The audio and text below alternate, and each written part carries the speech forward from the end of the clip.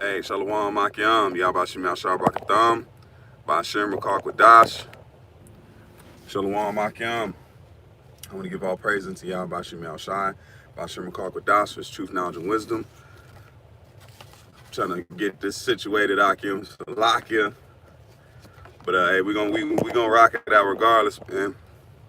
I want to, like I said, we want to give double honors to our apostles and elders, which are the apostle elders at Great Millstone, to your hopeful elect on the four corners of the planet Earth that's pushing the truth with all sincerity, honesty, and faith, and maintaining in that time. We in the time of the end, where Yahweh Shem Yahshua is renewing his people and renewing his words, refreshing his words, and giving the identity of his loved ones back, man. Okay, and that's what the world doesn't want to get over. The world doesn't want to get over that hump. So this is just more, like the title says, more information on the Native Americans being the Israelites, okay? All right, because what you're seeing now, the Lord is renewing his people and refreshing his people and giving them the identity. And you got guys and people out there that's trying to naysay, but historical, what they say, the proof is in the pudding, okay? The proof is in the pudding. And what's the pudding? Is the information and the facts that's coming out in these last days when it comes to this truth. And these Native Americans, and they got the same flavor, man. You have to, like it says, the spirit bear witness with our spirit that we are the children of Israel. So all you got to do is go hang around Native Americans or Latin tribes and really hang around them. Don't hang around people that are being like, that are hating and prejudiced against you. You got to go hang around the ones that are really like open and let you into their society and to let you see how they lived, and you'll see clearly that they have the same mannerisms we do. They listen to somewhat of the same type of music, just a different rhythmic, ethnicity to it. But we the same people, man. Okay, so I just wanted to go through this article. This article is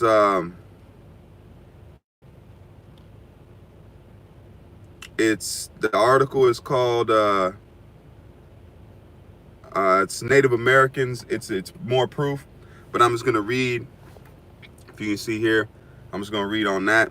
It says, in this book, Mavil Israel, written in 1650, so they've been knowing this information about the Native Americans.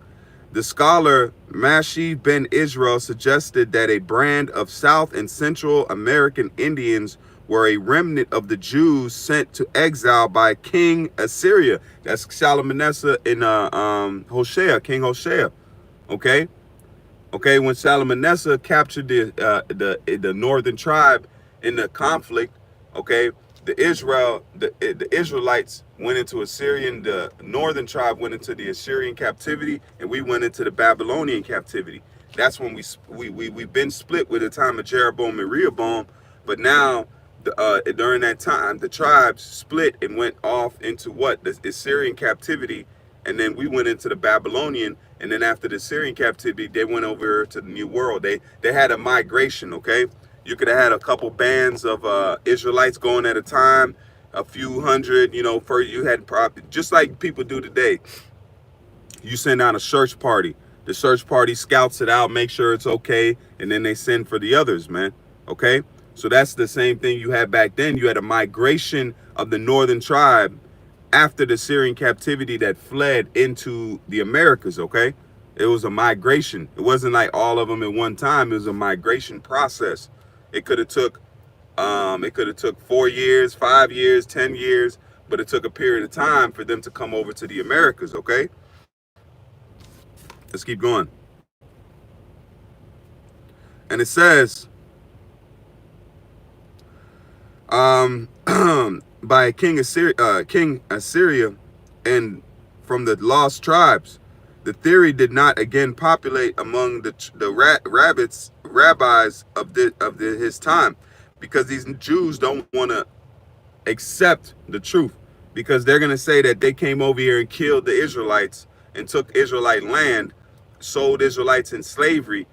They got to pay for that. You touch the people of God, just like the Egyptians had to pay for touching the children of God, you're going to have to pay also.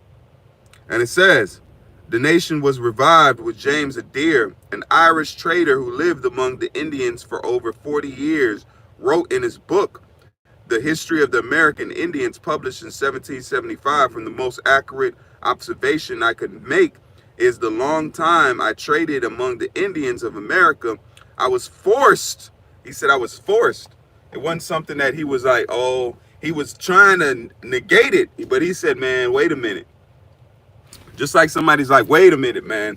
The things that you're doing, you doing the same thing as as the Israelites would be doing. So lo and behold, he had to come to the conclusion that these people have to be of the tribes of Israel, man. That's why it says the spirit bear witness with our spirit that we are the children of Israel, man. The things that we do, even though we're off, we're sinning, we're wicked, that we're still attained to that spirit of being Israelites, man. Okay? We can't put away who we are truly, okay? And it says, I was forced to believe that lineally descendants from the tribes of Israel. Adair recorded a number of parallels in culture practices between the Jews and the Indians. Some examples include their division into tribes, their appointment of holy priests, this manner of counting the months through the lunar year, lunar, which means the moon. Okay, so they use the moon because that goes back into the tribe of Issachar, Ashashka. Okay, so they had that knowing and knowledge of the stars, man. That's how they came over here to the Americas, by knowing the stars and the times, man. So James Adair said, look, they went by the lunar calendar, because that's a cut to you guys talking about Saturday to Sunday is the Sabbath, man. Because the lunar is what we use, man. The stars is what we use to attain our holy days. And it says, Adair, the lunar year, their nativity and the claims of, correspond. Adair claimed that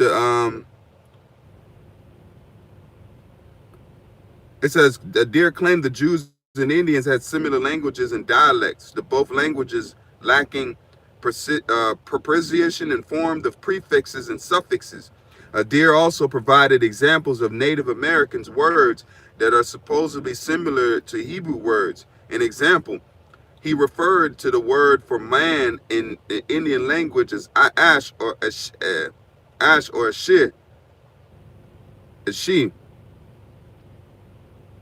Ash, yeah, ash, fire.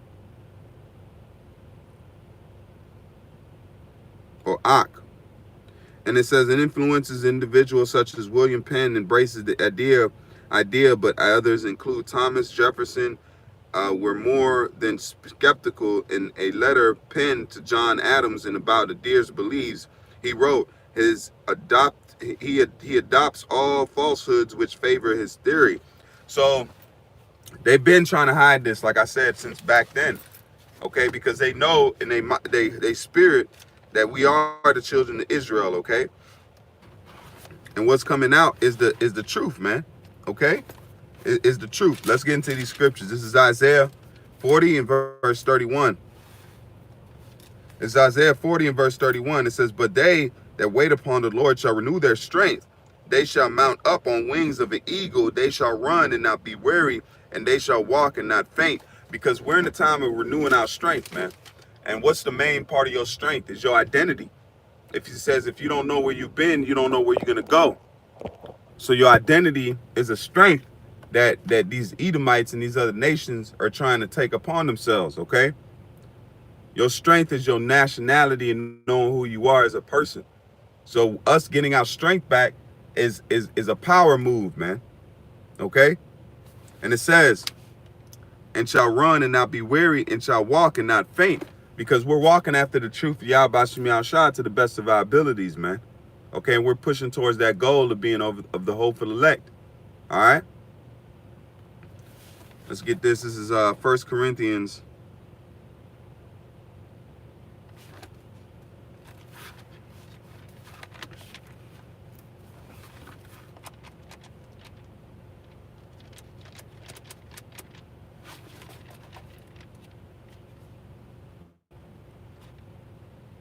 There we go. This is 2 Corinthians, Salakia.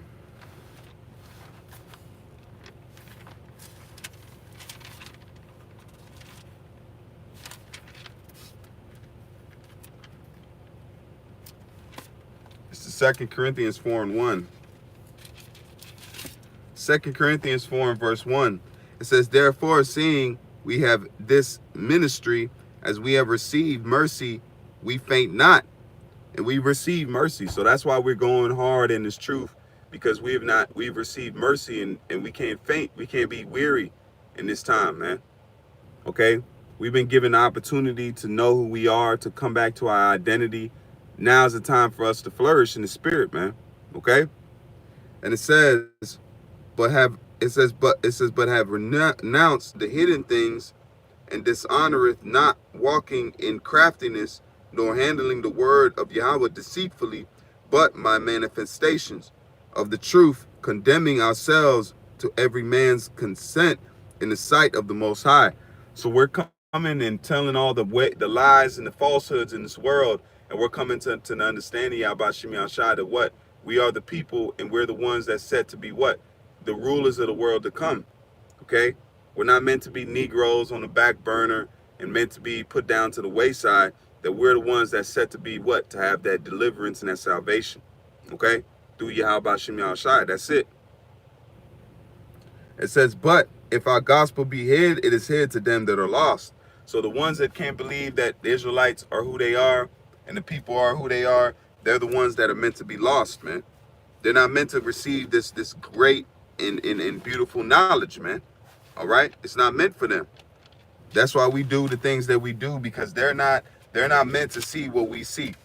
This is Isaiah 41 and 1. It says, keep silence before me, O isles, and let the people renew their strength. That's letting you Israelites renew your strength. You Negroes, Latinos, and Native Americans. You're the ones that are set to renew your strength and to renew who you are as a people. That's who we're coming back to. That's why the Native Americans are receiving who they are back. Okay, we're receiving who we are back because that's the blessing that the Lord has given to us. Okay, and it says, who raised up the righteous man from the east and called him out of the foot, gave the nations before him and made him rule over kings. He gave them as the dust of his sword and a driven stubble to his bow. He pursued them and passed safely. That's it on that. Let's go to Isaiah 1.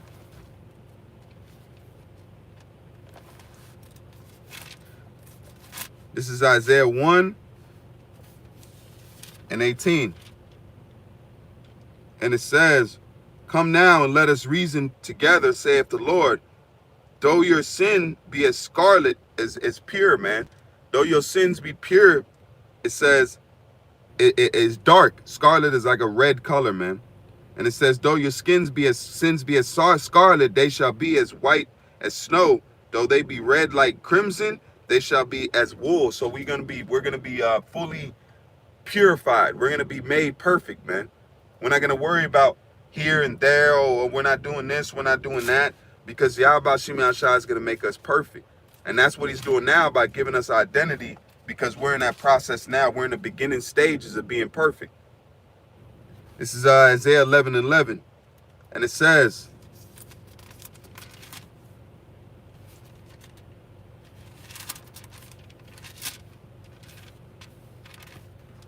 and it shall come to pass in that day, saith the Lord, shall set his hand again the second time to recover the remnant of his people, which shall be left from Assyria and from Egypt and from Pathros and from Cush and from Elam and from Shinar and from Hamath and from the isles of the sea. And he shall set his up an ensign of the nations, and shall assemble out the outcasts of Israel, and gather together the dispersed of Judah from the four corners of the earth. Okay, so he's doing it now, man, by way of this truth. All right, and we're coming back to who we are in the wisdom, knowledge, and understanding of Yahweh Shem Yahshai. So with that, I want to give all praise unto Yahweh Shem Yahshai, by Shem Kark Wadas. Shalom, Akim. Shalom.